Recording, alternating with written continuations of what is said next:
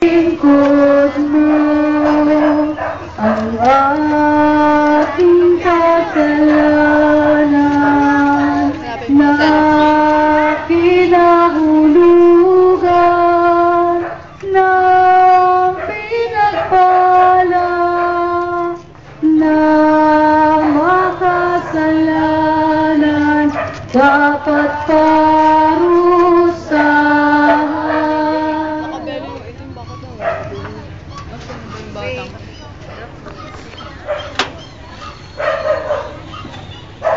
Ang ikapitong istasyon, si Jesus ay tinulungan ni Simon Sireneo. Sinasamba at pinupuri ka namin, O Kristo.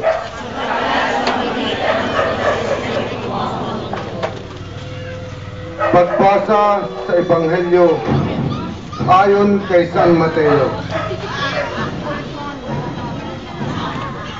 Paglabas nila ng lungsod, kanilang nakita ang isang lalaking nagngangalang Simon, isang taga-Cyrene.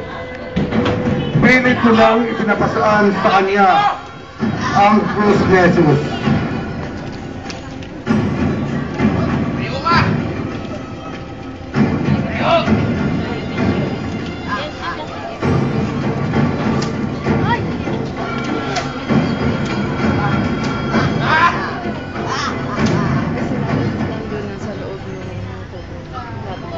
Ang salita ng Diyos.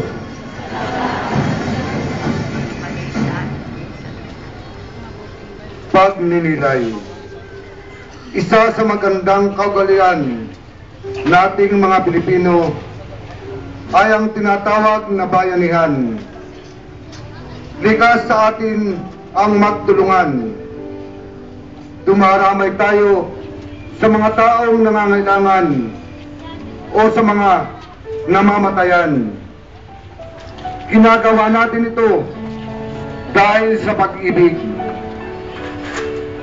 Dahil din sa pag-ibig, si Jesus ay nag-alay ng kanyang buhay para sa atin.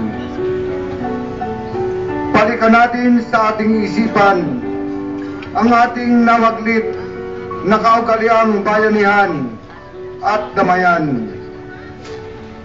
At sa ating pagtulong, itanong natin sa ating sarili kung ito ay dahil sa pag-ibig o dahil sa magiging kapalit nito. Kumaya tayo sa ating Panginoon na hindi nag-iisip sa sariling kabutihan.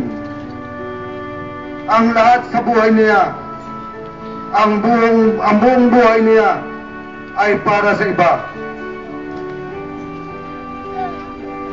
Panalangin, sabay-sabay po tayo.